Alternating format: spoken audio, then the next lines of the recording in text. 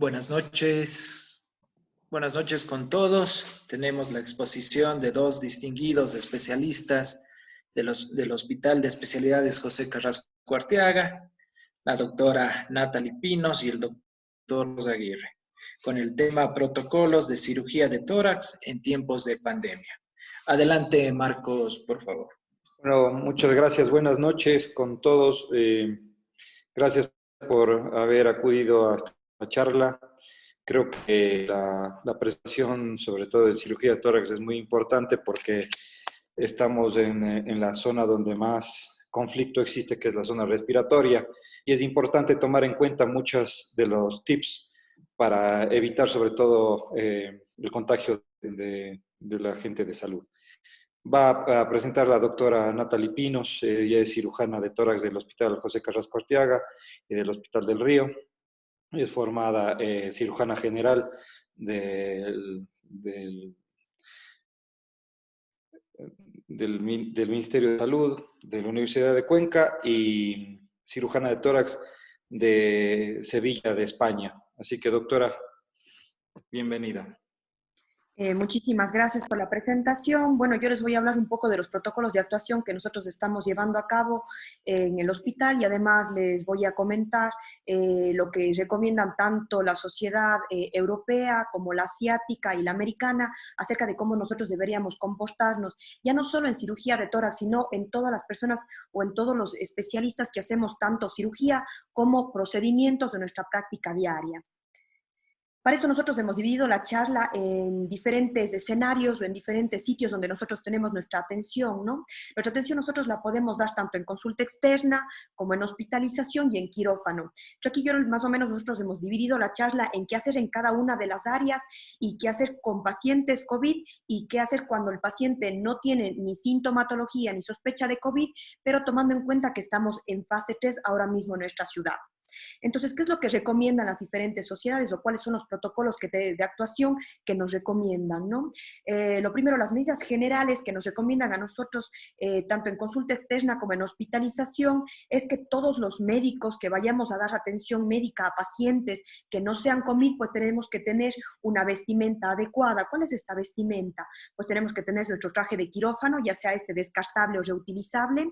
Sobre este traje de quirófano tenemos que tener nuestra bata o mandil, tenemos que tener nuestros zapatos cross, que son los que normalmente utilizamos para quirófano también, nuestra mascarilla N95, importantísimo en todo momento. Si nosotros utilizamos lentes, pues estas gafas de protección. También hay personas que utilizan los googles, también se puede hacer, pero no es necesario en estas áreas. Con unas simples gafas es más que suficiente. Y a las personas que utilizan lentes, pues como no pueden ponerse los googles o estas gafas porque no tienen la medida, pues pueden colocarse un visor. No es necesario el gorro, que a pesar que en la diapositiva se ve en la imagen que está el gorro, no es necesario al 100%, pero en algunas guías lo recomienda.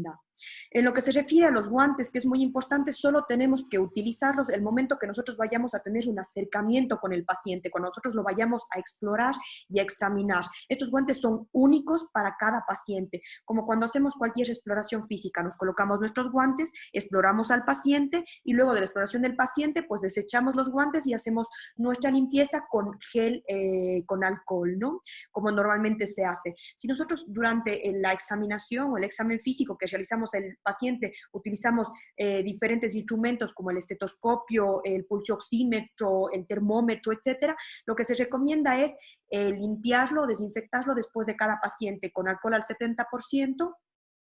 Es más que suficiente para poder tener una limpieza adecuada y saber que nosotros no vamos a ser los portadores del virus entre pacientes. Otra cosa que recomiendan mucho las sociedades y que yo sé que nuestro hospital no se está haciendo y nosotros tampoco lo estamos haciendo en el servicio es mismo médico, mismo paciente.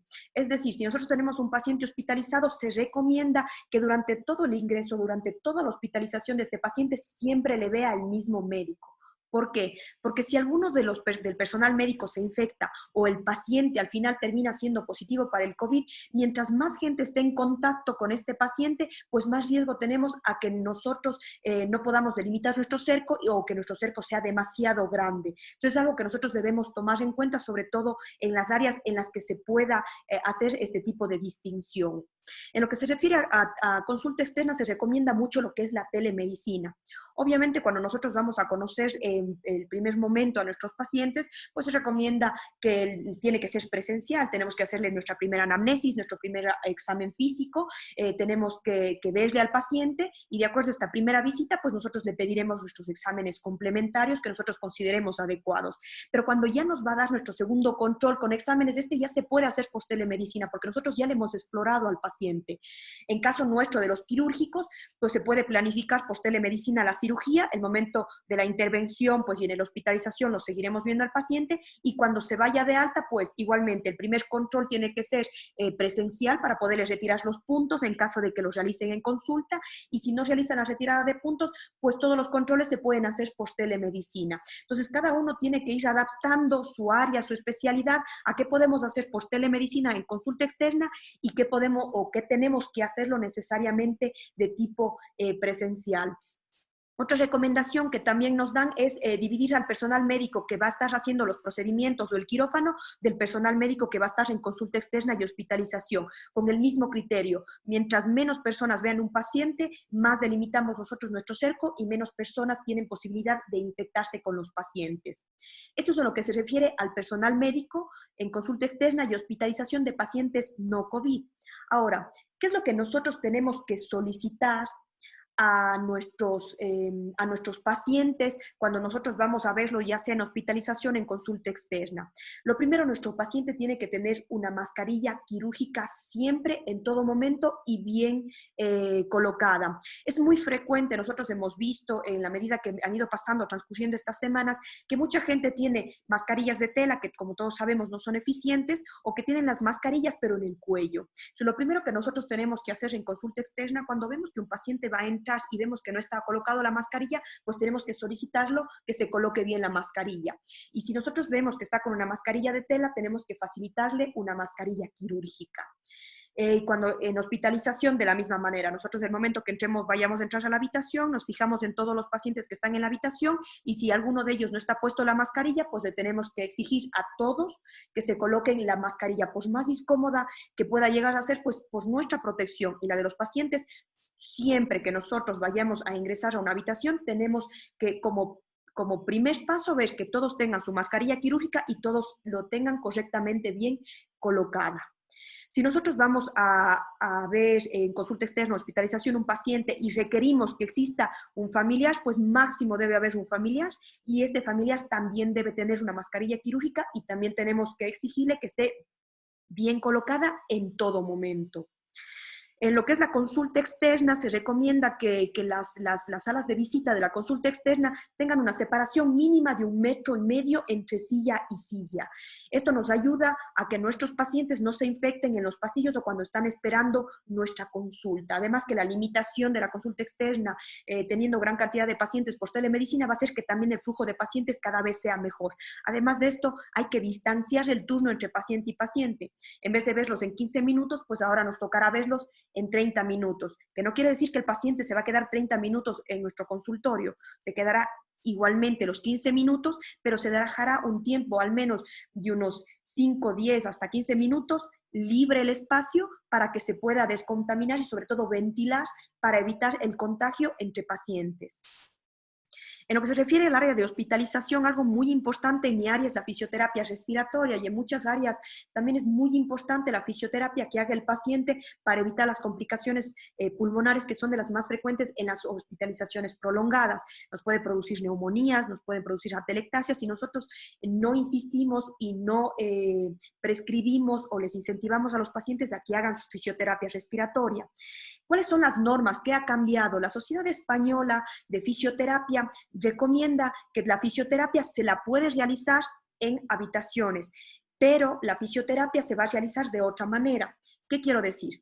La fisioterapia, normalmente el fisioterapeuta o el médico o la persona que usualmente suele indicar la fisioterapia a los pacientes tiene que entrar a la habitación, obviamente todos con mascarilla, les explica los diferentes ejercicios a los pacientes que tiene que realizar, lo que es el inspirómetro incentivo, movimiento de brazos, inspiraciones, etcétera, al paciente, pero no le pedimos que haga al paciente enfrente nuestro la fisioterapia. Le explicamos todo por medios audiovisuales, podemos tener en el teléfono celular algún video de cómo se realiza el inspirómetro, que podemos hacerlo nosotros mismos, o de cómo se hace la fisioterapia, les explicamos por videos a los pacientes, les podemos mandar hasta estos mismos videos a los pacientes en un mensaje por WhatsApp, y luego el paciente solo con el video es el que va a hacer la fisioterapia en su habitación solo, porque si nosotros le pedimos que haga nuestra parte, pues el paciente tiene que bajarse la mascarilla, tiene que introducir en su boca el inspirómetro y tiene que empezar a inspirar. Y esta terapia, la fisioterapia, produce o genera gran cantidad de aerosoles y estaríamos poniendo muchísimo en riesgo nuestra salud en caso de que el paciente sea positivo. ¿Qué es lo que tenemos que hacer en cambio cuando hay un paciente tanto en consulta externa o en hospitalización que ya sea COVID, que nosotros sepamos que tiene un diagnóstico de COVID? Pues lo que se recomienda a las guías, normalmente cuando los pacientes se van de alta no se van con un PCR negativo, no se van curados, se van mejorados de la sintomatología, pero no se van completamente asintomáticos. Entonces estos pacientes no pueden ser abandonados, nosotros no podemos dejar a su suerte a estos pacientes, tenemos que seguirle controlándose, tenemos que seguir viendo cuál es su evolución, si vuelven a sobreinfectarse, si empiezan nuevamente con exacerbación de la sintomatología, nuevamente con fiebre. ¿Qué es lo que recomiendan las guías? Pues la telemedicina. Hablar con el paciente, darles turnos cada cierto tiempo, hacer una consulta a través de telemedicina y si nosotros vemos que aparece algún síntoma de alarma, pues decirle al paciente que se atraviese que ingrese al hospital nuevamente a través del área de triaje respiratorio. Eso es lo que se tiene que hacer en los pacientes post consulta externa. ¿Qué hacemos con los pacientes hospitalizados? Pues lo que recomienda la norma es agrupar a los pacientes por patologías. Es decir, si tengo pacientes operados del corazón, si tengo pacientes que están en diálisis, si tengo pacientes que van a estar recibiendo tratamiento oncológico, pues lo que tengo que hacer es agrupar a todos estos pacientes de un área, en un área específica para que el tratante o la persona que vaya a hacer el seguimiento a estos pacientes no tenga que estarse paseando por todas las áreas de aislamiento, sino se dirija solo al área específica donde están todos sus pacientes, logre ver a todos sus pacientes, luego salga del área y pueda ya hacerse se retire su traje de EPI, haga su higienización y pueda irse tranquilamente a su casa sin tener que estar entrando a varios ambientes, porque mientras más veces nosotros nos quitemos el EPI, más posibilidades tenemos de infectarnos durante la retirada del traje de seguridad. Otra norma, otra idea que sugieren las diferentes sociedades es que haya personal médico específico para COVID. Por ejemplo, si nosotros somos 2 cirujanos de tórax, pues que haya un cirujano de tórax que esté viendo a los pacientes de consulta externa, de emergencia y de hospitalización que no sean COVID, y haya otra persona que esté viendo exclusivamente los pacientes enfermos. Esto nos ayuda igual a nosotros no ser vectores y llevar el virus de un lado para el otro. No es lo ideal ver los pacientes no hospitalizados, luego ver un paciente COVID y luego seguir viendo los pacientes no COVID, porque nosotros podemos ser un vector. Entonces esto es muy importante y se debería tomar en cuenta cada uno de los servicios ahora que ya estamos en programas de reinserción nuevamente laboral, de que vamos nuevamente a reincorporarnos a nuestra actividad diaria, pues esto es un punto que deberíamos tomar en cuenta y hacer que el personal médico que esté en COVID sea rotativo, que haya una persona exclusiva para COVID 15 días y luego se vaya rotando, se vayan haciendo grupos o se vayan haciendo un calendario o un flujograma en el cual todos estemos en el área COVID, pero por 15 días seguidos y luego tengamos tiempo para descansar de esta área y así tenemos menos impacto nosotros porque tenemos menos cantidad de virosis, porque vamos a tener nuestro tiempo de cuarentena y además dejamos de ser un vector dentro del área hospitalaria. Todos los procedimientos que nosotros queramos hacer en los pacientes COVID tienen que ser a pie de cama o intentar que sea a pie de cama. Toracocentesis, colocaciones de tubos de tórax hasta las traqueostomías. Intentar que todo sea en la hospitalización o en el sitio donde se encuentra el paciente. Esto nos va a ayudar a que nosotros no estemos contaminando diferentes áreas para el momento que tenemos que movilizar al paciente. Entonces tenemos que tratar de hacer todo a pie de cama, a no ser que sea una cirugía grande o alguna cosa un poco más importante que necesitemos ya un turno quirúrgico. ¿Qué es lo que está pasando con las cirugías programadas? Esto es una pregunta que lo han hecho en varias de las charlas, tanto ginecólogos como cirujanos de diferentes especialidades. ¿Qué es lo que qué es lo que recomiendan las guías? ¿Qué es lo que recomiendan las diferentes sociedades? Pues lo que se dice, las cirugías programadas ahora mismo que nosotros estamos en curva ascendente, pues solo tenemos que operar patología maligna, cáncer. ¿Qué es lo que recomiendan? Por ejemplo, especialmente nuestra sociedad, que es cirugía de tórax, pues operar tumores mayores de 2 centímetros. Los menores de 2 centímetros son tumores iniciales que podrían esperar un mes hasta que nosotros logremos aplanar la curva para poder programarlo con mayor seguridad. Pero tumores mayores de 2 centímetros, si nosotros le dejamos esperar, pues ¿qué va a pasar? Pues los pacientes van a empezar a aumentar, el tumor empieza a avanzar y vamos a tener cada vez estadios mayores, las cirugías van a ser más complicadas o puede salir hasta de tratamiento quirúrgico el paciente si nosotros esperamos mucho tiempo para que el paciente tenga esta intervención. ¿Qué es lo que recomiendan? Para nosotros poder programar un paciente con patología maligna, nosotros tenemos que tomar en cuenta que si nosotros operamos un paciente con patología maligna y este paciente está con COVID, así sea asintomático, hacemos que este paciente tenga 45% más de posibilidades que vaya a terapia intensiva y además que tenga un 20% más de mortalidad añadida a la mortalidad que ya tenía la cirugía inicialmente. Entonces es muy importante nuestra valoración y los exámenes que vamos a pedir para poder entrar con las mayores garantías a quirófano con estos pacientes. ¿Qué es lo que nos recomienda? Pues quirófano independiente. Nosotros en el seguro lo tenemos muy bien delimitado. Los pacientes no COVID se operan en el primer piso y los pacientes COVID en el quinto piso, completamente separados, dos áreas separadas y que nos permiten una cierta garantía de que no vamos a estar contaminando a los pacientes que no tienen COVID. Con respecto a exámenes, ¿qué es lo que recomiendan? Pues además de los exámenes que solemos pedir de rutina, hemograma, coagulación, electrocardiograma, etcétera, se recomienda LDH, ferritina y dímero D. Una radiografía de tórax, a pesar de que nosotros operamos pulmones y a veces tenemos tomografías de hace 2 o 3 semanas, pues se recomienda una radiografía del día anterior a la cirugía. Y en lo que se refiere a las pruebas del PCR, existen varias modalidades.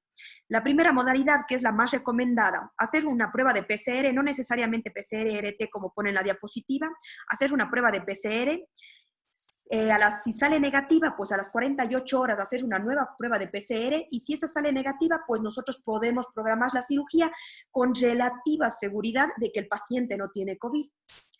Si nosotros no tenemos la posibilidad de hacer estas dos pruebas, pues la otra opción es hacer una prueba PCR junto con pruebas rápidas. Hacer las dos al mismo tiempo. Y si estas dos salen negativas, pues nuevamente podremos programar nuestra cirugía con relativa seguridad de que el paciente no tiene COVID.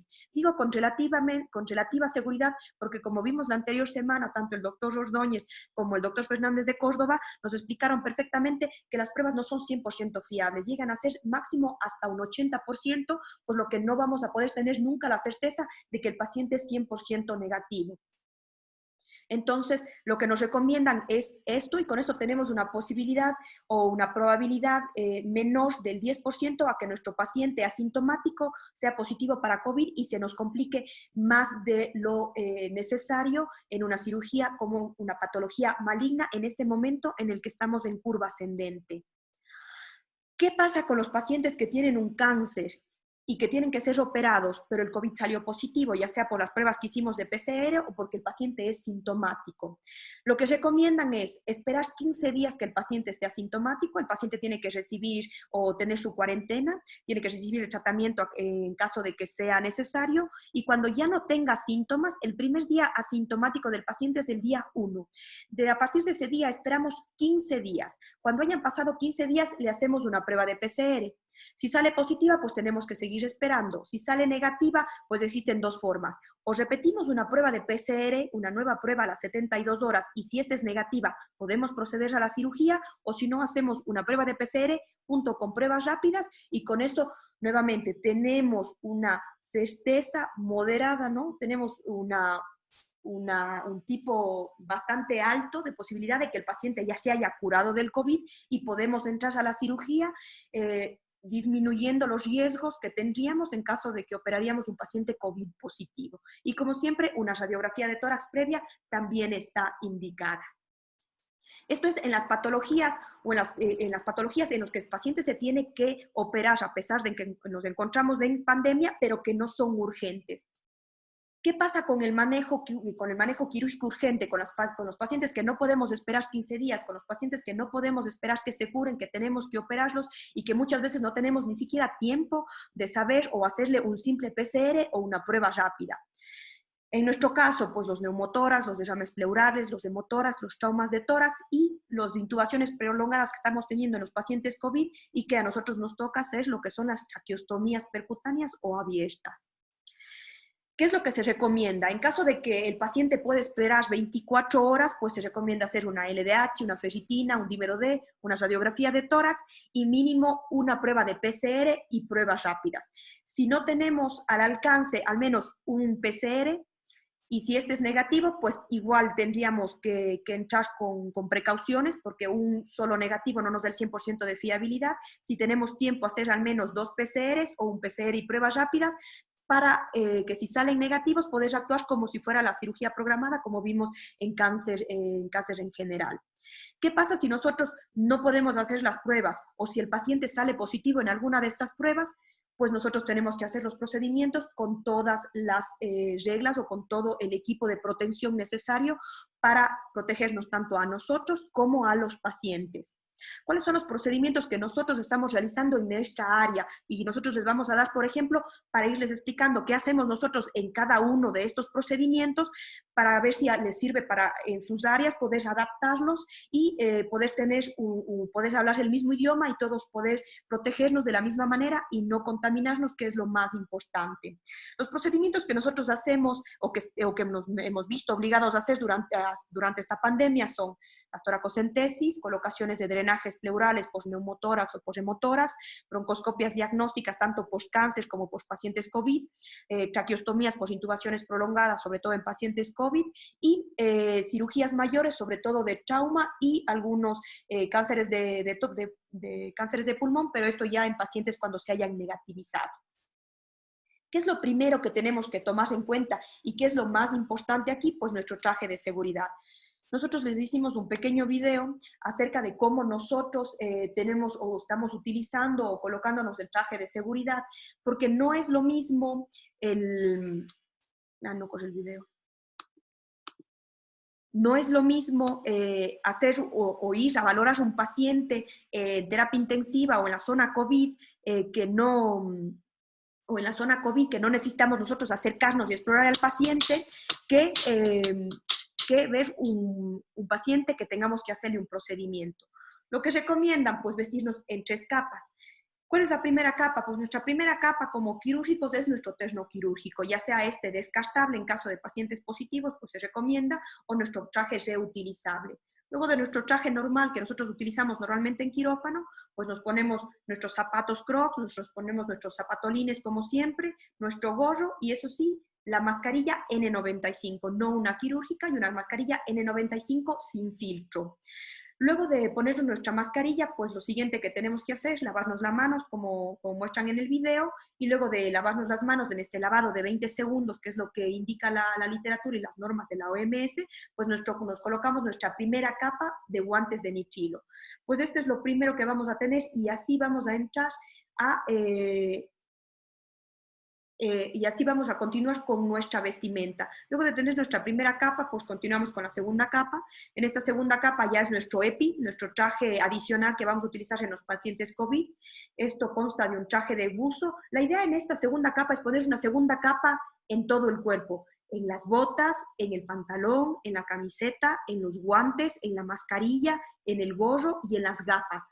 Tenemos que tener una segunda capa en todo el cuerpo porque esto nos va a aislar a nosotros del microorganismo. Pues como vemos, nos vestimos, no es importante la forma en la que nos colocamos el traje de buzo, pero sí es muy importante cómo nos retiramos. Y muchas veces tenemos que estar tantas horas en el sitio donde estamos realizando el procedimiento, la cirugía, y que estamos asfixiados, el calor del traje nos deshidrata y tenemos tantas molestias al momento de salir que tiene que ser muy fácil retirarse el traje para no contaminarnos.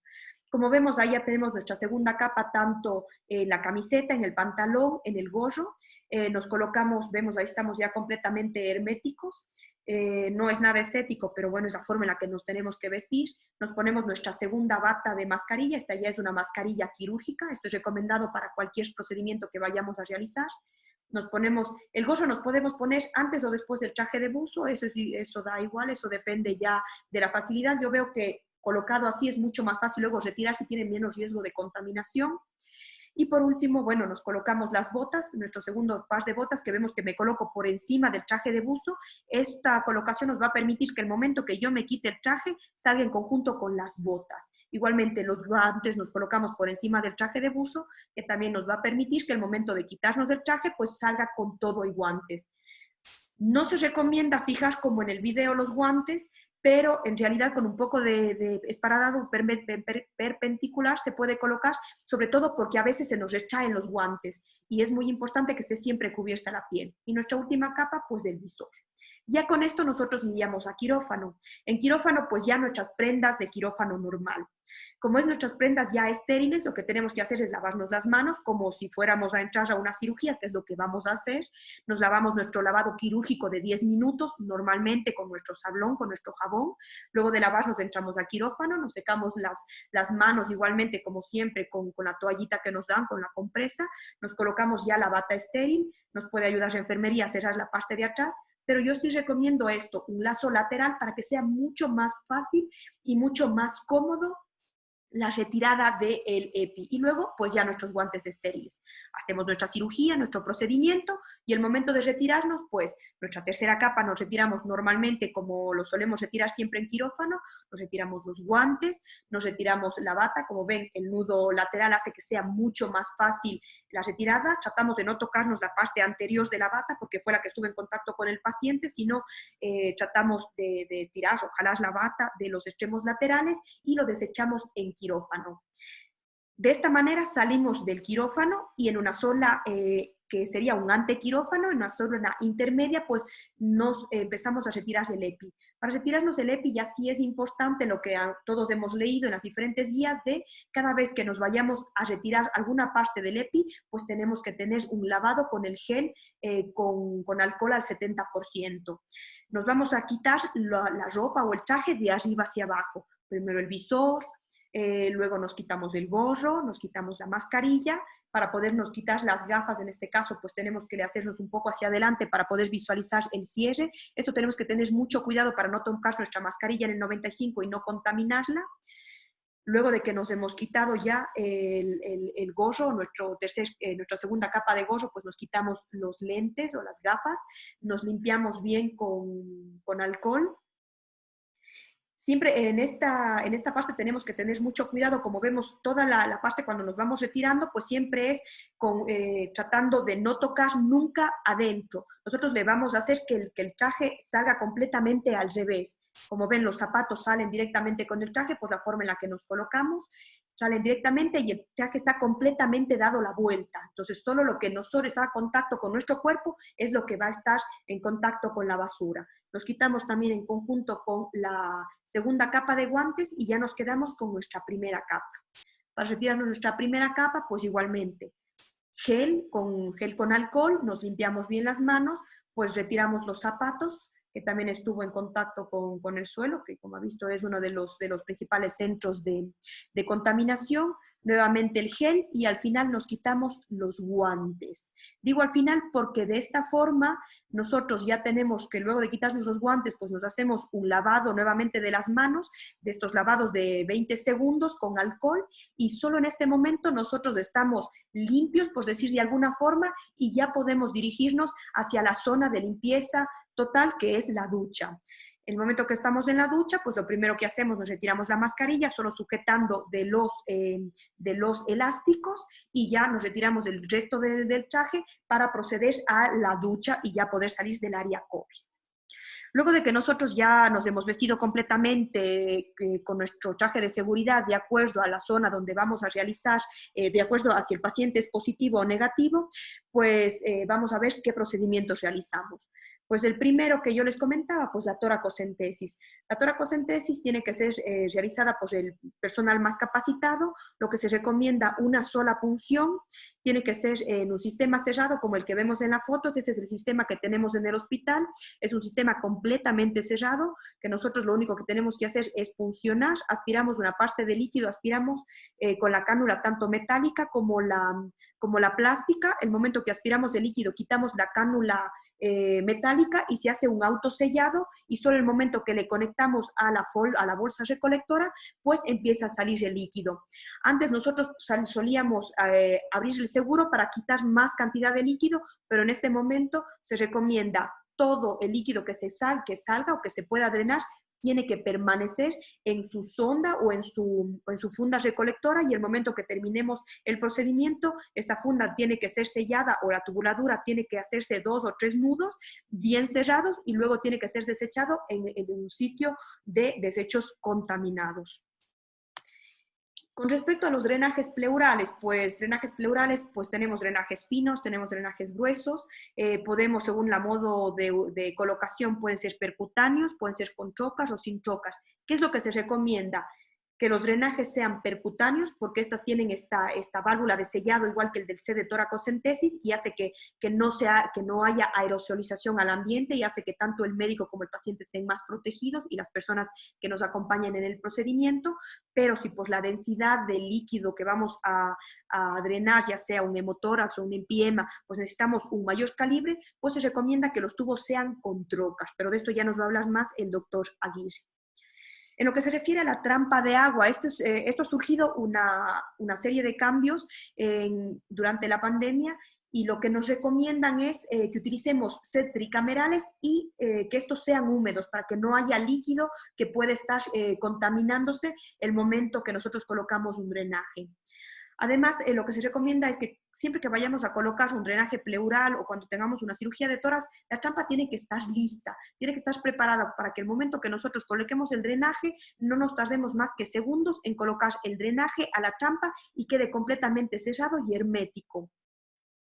Igual hicimos un pequeño video de lo que es la trampa de alcohol o cómo formarla, y para nosotros poder armar una trampa pues necesitamos alcohol al 70%, pues una jeringuilla de 60, un tubo endotraqueal, un tubo de aspiración, un filtro EPA y el set tricameral. Esto es lo que nosotros utilizamos y lo que nosotros hacemos inicialmente antes de colocar cualquier drenaje. Y esto les comento porque ustedes van a ver pacientes con tubos de tórax y ustedes tienen que ver que la trampa esté bien armada para que no se contaminen ustedes, ni el paciente, ni el personal que esté viendo a el paciente.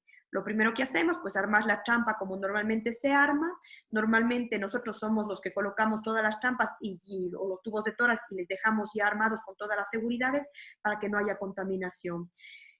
Colocamos la tubuladura, tanto la que va al paciente como la aspiración, que tiene que ya estar conectada a la aspiración. La aspiración no debe estar encendida, pero debe estar ya conectada para que el momento que nosotros conectemos la tubuladura al paciente, pues tengamos un sistema ya completamente cerrado y no se aerosolice nada del paciente al medio ambiente y tengamos menor riesgo de contaminación.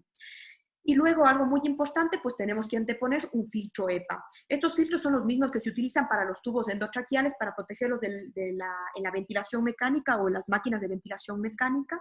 Y este filtro se puede anteponer, o como lo ven en el video, entre el paciente y el set tricameral, o lo podemos anteponer entre el set tricameral y la aspiración, como en esta gráfica. En realidad, entre las dos formas, esta es la ideal, esta es mucho más práctica, porque si nosotros colocamos entre el drenaje, entre el paciente y el set tricameral, muchas veces, así sea solo un neumotórax, se puede humedecer el drenaje, el filtro, y eso hace que pierda su potencial de filtración y hace que tengamos más riesgo de contaminarnos. Entonces es preferible colocar como está en esta diapositiva, porque esto nos asegura a que el filtro primero va a durar más y nos va a mantener más tiempo protegidos tanto a nosotros como a los pacientes. Con esta parte yo termino lo que es, bueno, con esta diapositiva yo termino mi parte de la presentación. Ahora doy paso al doctor Marcos Aguirre, que se va a hablar ya de los procedimientos, de cómo los estamos haciendo y los cambios que han habido durante esta pandemia y sobre todo con los pacientes COVID. El doctor Marcos Aguirre es un cirujano torácico formado en la ciudad de Buenos Aires, que es actualmente el jefe de servicio de la unidad de pulmonar del Hospital José Carrasco Arteaga y nos va a ayudar con el siguiente tema. Adelante, doctor Aguirre. Bueno, buenas noches nuevamente. Vamos, sigamos. Siguiente.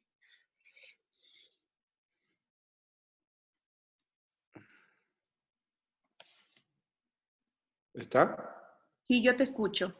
Ya, siguiente.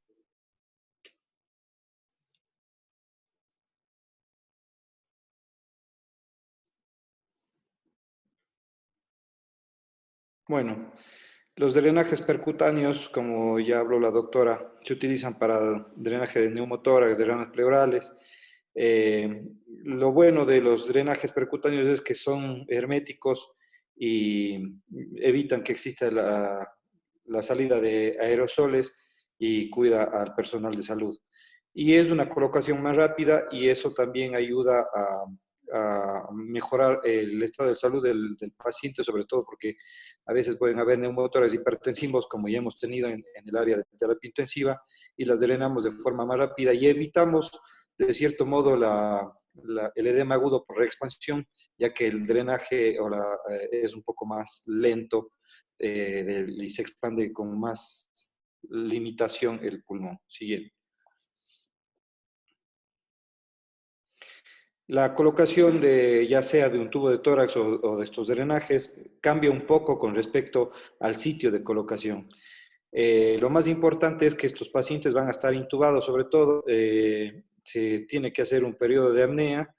La línea donde se tiene que colocar, antes se colocaba en la línea axilar anterior, ahora se coloca en la línea axilar posterior. ¿Por qué?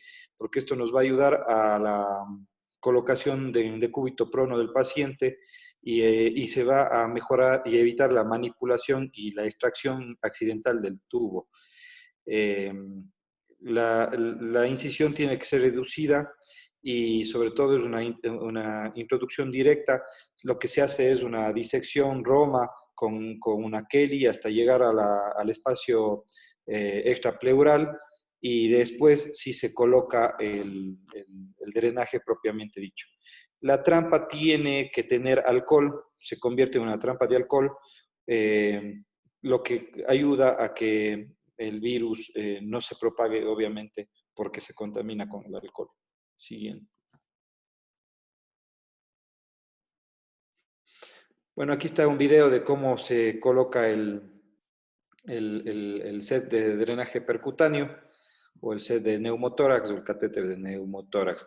Podemos ver aquí el set del lado izquierdo a derecho, tenemos de la bolsa de drenaje, tenemos, bueno, ahí tenemos la trampa, igual tiene que estar todo conectado antes. Ahí vemos el filtro, antes conectábamos el filtro y tenemos todo listo para la colocación. Se hace la colocación de la anestesia sin llegar a la cavidad pleural. Ya tenemos todo listo antes de eso tiene que estar todo sellado para poder conectar el set de drenaje. En este caso estamos haciendo un drenaje, una toracocentesis. Se está haciendo la incisión y ahí está la colocación del set. Como dijo la doctora, este tiene un sistema de autosellado que el momento que se saca el trócar de metal, se sella totalmente. Ahí hay una colocación de una guía, ¿sí?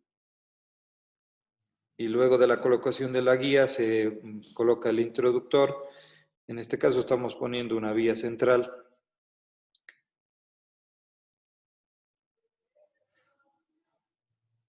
No sé si podemos adelantar un poco el video. Y ahí se ve cómo se coloca el introductor propiamente dicho, con la guía, se saca la guía y después se coloca el set propiamente dicho. Así evitamos la aerolización del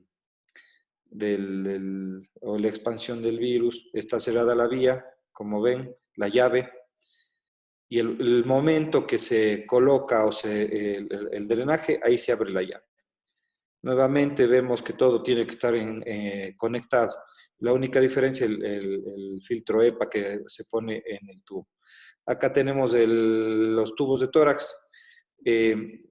Se está viendo que en los hemotórax o los empiemas tenemos que utilizar no tubos mayores a 28 French. Se puede utilizar cualquier tubo, pero lo recomendable es utilizar tubos con trocar. ¿Para qué? Para evitar sobre todo el riesgo de salida de aire cuando colocamos los tubos. Entonces, la colocación es igual que para colocar los trócares de drenaje. Siguiente.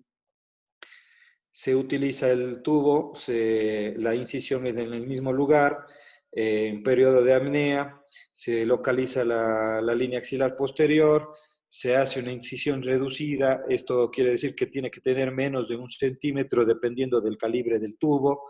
Se realiza una disección con la Kelly hasta llegar al espacio intrapleural, no se introduce, no se introduce la Kelly, pero sí se introduce el trocar. Y luego de eso tiene que estar todo conectado. Aquí vemos el espacio, todo está marcado, donde está la punta de la escápula. Vemos dónde se encuentra el pectoral mayor, la axila y el dorsal ancho. El triángulo de seguridad, y en la X es donde teóricamente tendríamos que colocar el tubo, siempre en la línea axilar posterior del sitio. Aquí vemos en el video para la colocación de un tubo de tórax, donde se hace la incisión de menos de 1 centímetro o de acuerdo al calibre del tubo. Tenemos que se coloca, esto ya depende de cada escuela, se coloca una sutura previa a la colocación del tubo. Vemos que aquí tenemos un tubo de trocar, con trocar, y con el tubo de trocar se introduce el tubo. El trocar nos ayuda a autorizar el tubo. Ahí vemos cómo se coloca el tubo y cuando vamos a sacar la guía, no se saca por completo y se clampea el tubo. Obviamente todo está conectado. Ahí está clampeando el tubo, así se evita la salida de aire y de líquido. Y bueno, posteriormente se coloca la conexión a la trampa de agua, ¿no? Posteriormente fijamos el tubo. El tiempo debe ser el mínimo para volver a producir la ventilación del mismo. Y como ven, el filtro EPA ahora está conectado directamente al filtro de salida y a su vez conectado la cánula de aspiración a la pared. Esto evita que el filtro se tape con los líquidos porque no van a estar en contacto. Y no hay que olvidar que se coloca el alcohol en vez de agua en el reservorio de la trampa. Siguiente.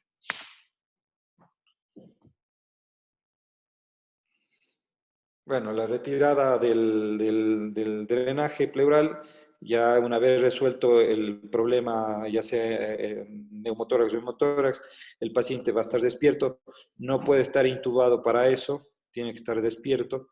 Necesitamos obviamente la protección adecuada, como ya dijo la doctora. Tenemos que tener la funda roja, que es la de desechos hospitalarios. Se coloca anestesia local, la inspiración forzada para que el pulmón se encuentre expandido y la retirada rápida y limpia. En el caso de que se tenga un hilo de sutura, en ese mismo momento se hace una sutura de la piel y si no, se deja un parche de gasa con esparadrapo que fija y se mantiene en el tiempo. De luego de 2 días se puede retirar tranquilamente. Siguiente. Bueno, en cuanto a la broncoscopía, esto solamente se utiliza cuando hay una alta sospecha clínica de COVID. El aislamiento respiratorio como sospechosos también pueden ser utilizados, pero siempre y cuando lo necesite. Tenemos que evaluar los diagnósticos diferenciales de problemas de personas que no necesariamente puedan tener síntomas de COVID o sean parecidos. Y luego necesitamos notificar si existen cuadros positivos o sospechosos de COVID y obviamente realizar las pruebas. Todo esto antes de realizar una broncoscopía. Siguiente, tenemos que tomar en cuenta que la broncoscopía no es el método de elección para, para diagnosticar un paciente sospechoso de COVID.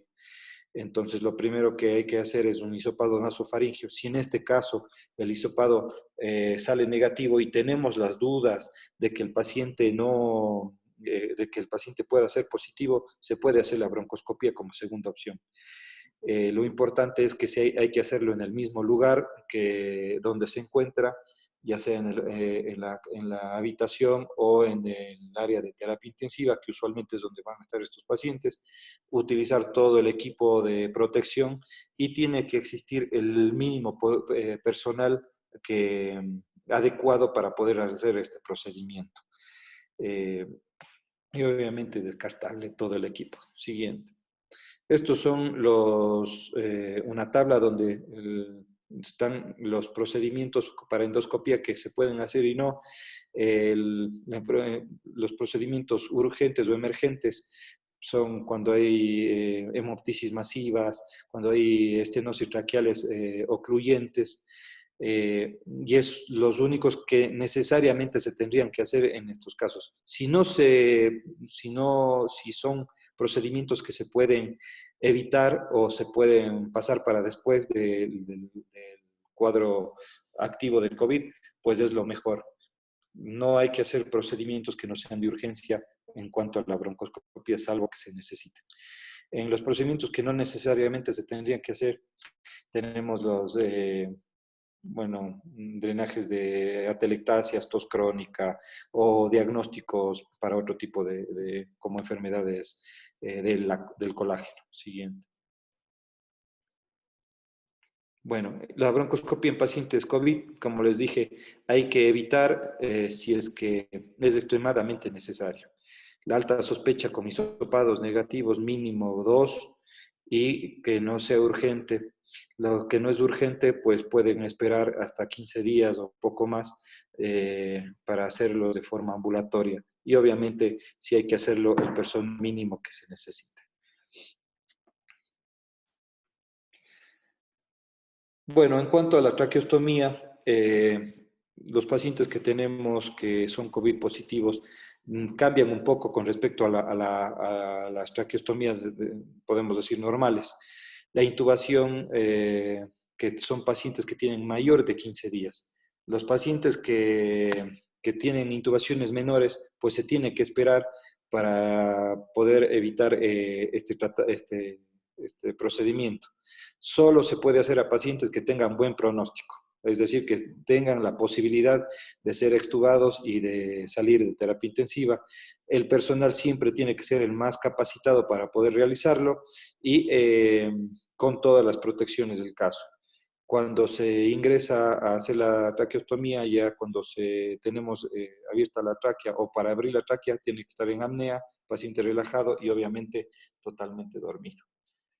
Algo que quería acotar con respecto a la fibrobroncoscopía, si ustedes vieron, ahí hay unas imágenes de una caja, es una caja que realizó la doctora, que es muy interesante porque esa es una caja de fibrobroncoscopía. Si me puede mostrar, si ven esta caja, tiene un orificio en el medio por donde entra el fibrobroncoscopio, orificios laterales y orificios para las manos anteriores y laterales. Pues es una muy buena idea porque nos ayuda a tener mayor seguridad para el procedimiento y evitamos así que el paciente tenga, como es un procedimiento que puede llegar a tener, el paciente puede llegar a tener tos o puede llegar a tener alguna secreción, pues esto nos ayuda mucho. Así que, bueno, le felicito a la doctora porque es una idea de ella y que la llegó a cristalizar y, bueno, nos asegura a todos los del personal de salud. Bueno, siguiendo con el tema de las traqueostomías, aquí tenemos un video de la traqueostomía realizada en la UCI del José Carrasco Arteaga. El tratamiento es percutáneo eh, del paciente con la caja de traqueostomía, el personal necesario con la colocación de campos estériles, luego se coloca la caja. Como ven, el personal, los mínimos, se ve la incisión. Primero se hace la ecografía para determinar los anillos traqueales, ahí se ve la ecografía transversa, donde se ven los anillos traqueales y nos ayuda a identificar el sitio de punción. Se moviliza el tubo, se retira un poco el tubo, no se extuba por completo y la incisión netamente con bisturí por parte del personal actuante. Ahora vamos a ver cómo se diseca hasta llegar al anillo traqueal, la colocación de la punción de la aguja guía con la cánula de plástico, posteriormente la técnica de colocación de la técnica de Seldinger con la guía metálica, después vamos a ver los dilatadores. Este procedimiento es muy corto, obviamente cuando no existen complicaciones. Aquí vemos cómo se coloca el primer dilatador. El paciente, cada vez que hay este procedimiento que se entra en la tráquea, se tiene que dejar en apnea al paciente. Entonces vemos la dilatación con el dilatador corto, es el primer dilatador que se utiliza. Entre proceso y proceso se puede iniciar algo de procesos de ventilación, ¿no? Aquí tenemos ya la dilatación para dejar el tamaño del traqueostomio propiamente dicho, que es un dilatador progresivo. Como ven, todo es a ciegas, solamente con la ayuda del ecógrafo para saber dónde hacemos la punción. Y por último, se coloca el traqueostomo siempre con la guía. Cada vez que se ingresa, recuerden que hay que hacer periodo de apnea. Y bueno, ya realizado la colocación del traqueostomo, se infla el balón y se coloca la tubuladura para la colocación al respirador. Y se conecta al ventilador. Siempre con el filtro EPA. Como ven, se puede realizar, claro que se comprueba todos los parámetros de seguridad, que tenga ventilación y que no exista alteración. Se confirma con ecografía que no exista ningún daño lateral o alguna alteración como tal. Siguiente.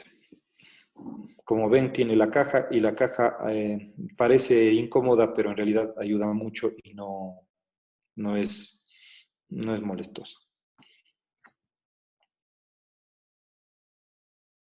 Tenemos el logo del IES, para los que no se acuerdan.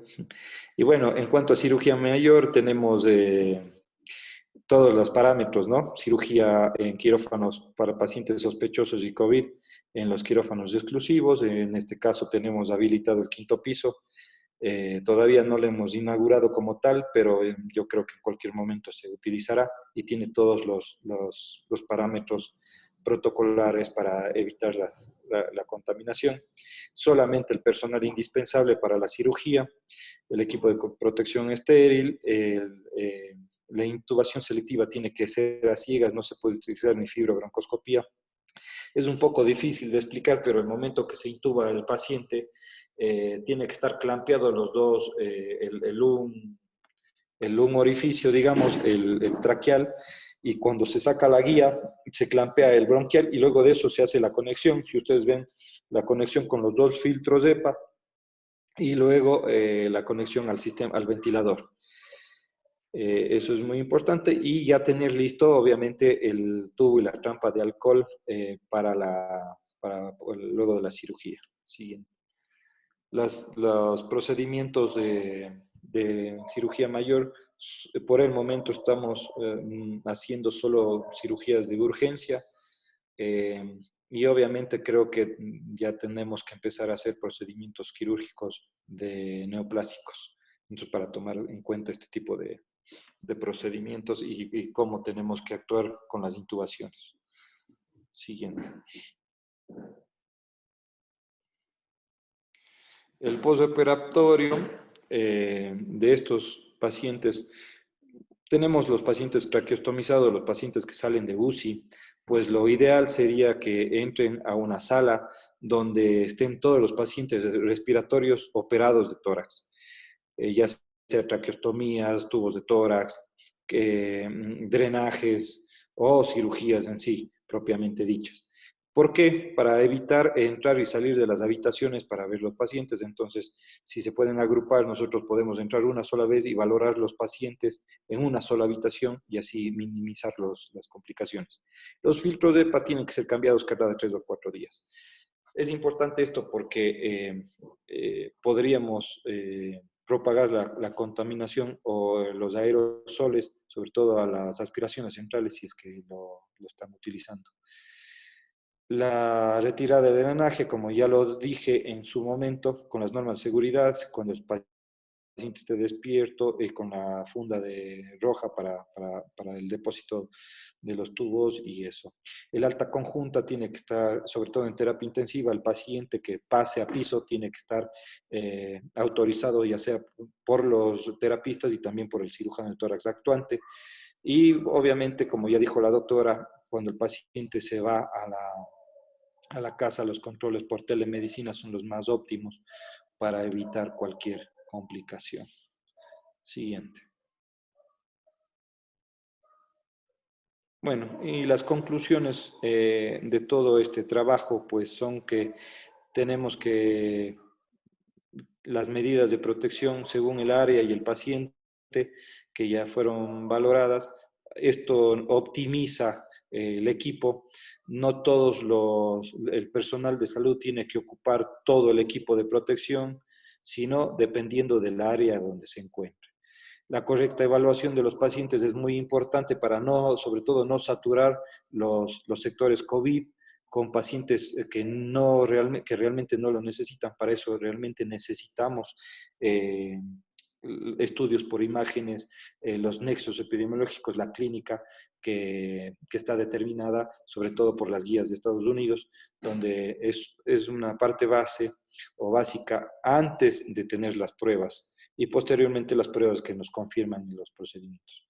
Antes de empezar a preparar todos los materiales, como saben o como les mostramos, lo más importante es que todo esté listo.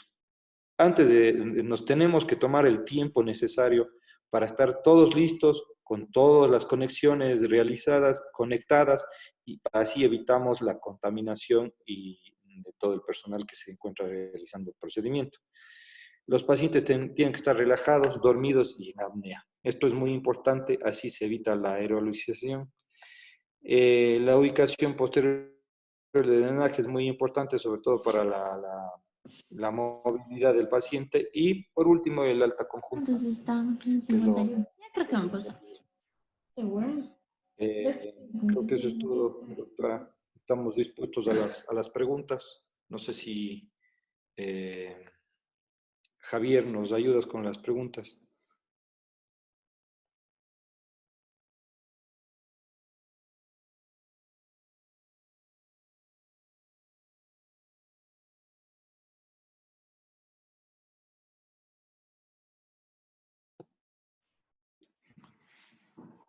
Hola, Javier. No sé si nos ayudas con las preguntas. Marcos, ¿me escuchas ahí? Sí. Perfecto. De la doctora Irene Torres. Excelente charla, doctores. ¿Cómo se realiza el manejo anticoagulante perioperatorio en pacientes COVID positivos?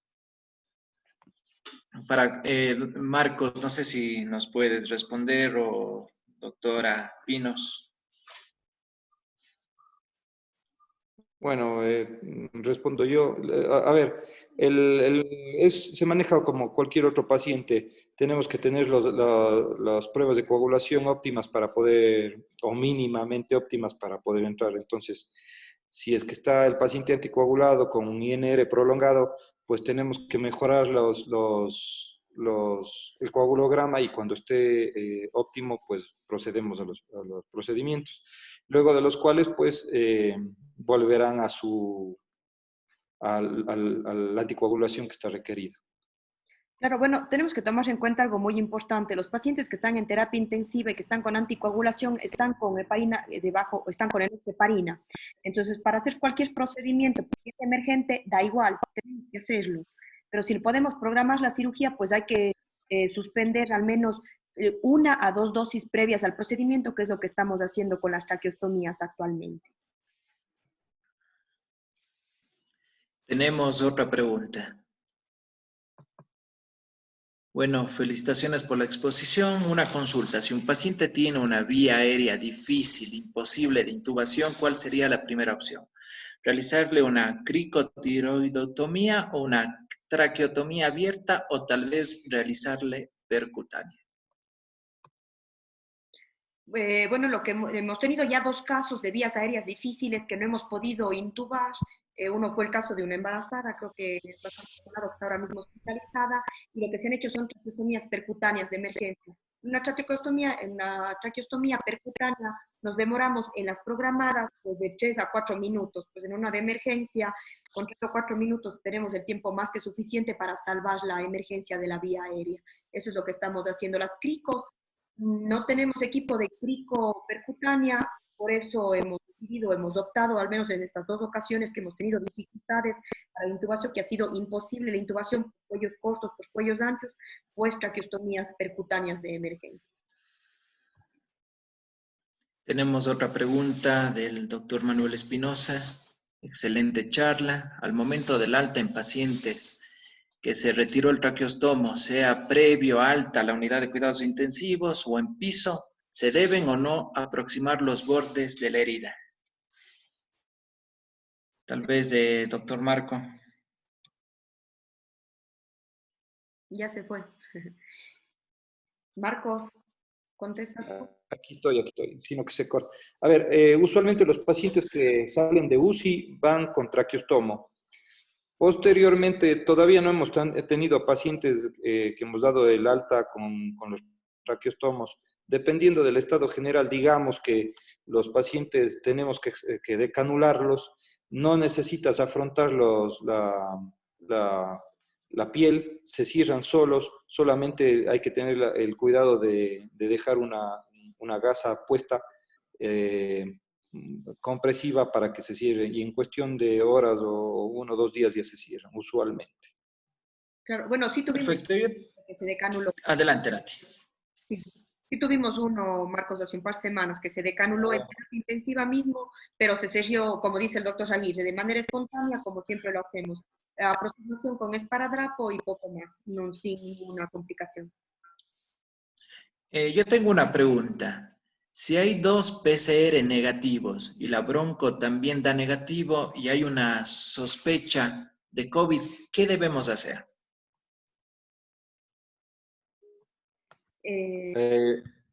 Hablo yo, vos. Sigue, por favor. A ver, el hecho de que tengas 2 sospechosos dos test PCRs. negativos y fibrobronco negativa, la verdad yo creo que hay que descartar que el paciente tenga COVID, porque en teoría el procedimiento de la muestra bronquial es la que nos podría determinar. Si aún así tienes dudas, yo creo que se podría solicitar un nuevo fibrobroncoscopía o luego de PCRs. No sé si la doctora Pinos tiene algo más por ahí, porque yo creo que teniendo ya esas 3 pruebas, no hay otra opción que declararle que no es COVID positivo, ¿no? Claro, bueno, yo tengo otro punto de vista. ¿Por qué? Porque nosotros siempre hemos aprendido desde que estudiamos medicina que lo más importante es la semiología del paciente y que un diagnóstico tiene que estar dado tanto por la anamnesis como del examen físico. Si nosotros tenemos una alta sospecha de una infección respiratoria, es igual que la tuberculosis, nos pasa muchas veces. Salen baciloscopías, unas tras otras negativas, pero nosotros sabemos que es una tuberculosis, porque no hay otra opción para el paciente. Pues por el COVID yo creo que prácticamente es igual. Si nosotros tenemos una altísima sospecha y los PCR son negativos, significa que ya no están en vías altas, probablemente esté en pulmón. Si hacemos broncoscopias y las broncoscopias son negativas, a lo mejor ya no está en pulmón tampoco, está en la fase de resolución.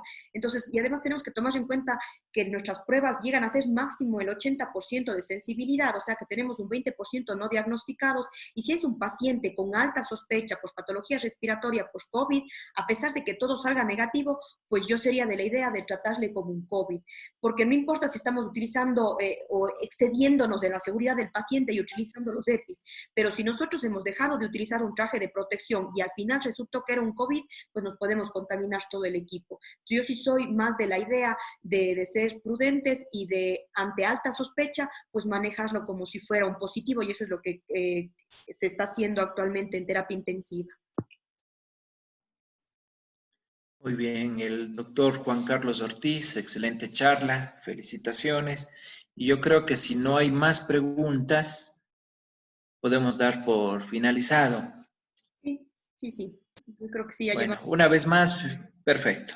Una vez más, el doctor Diego Palacios, felicita al muy interesante charla.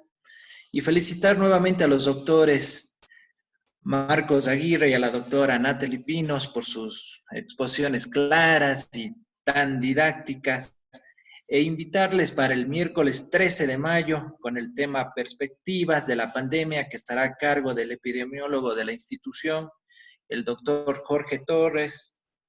Con esto terminaríamos la sesión de esta noche. Listo. Muchas gracias a todos los que asistieron a la charla. Buenas noches. Muy buenas noches.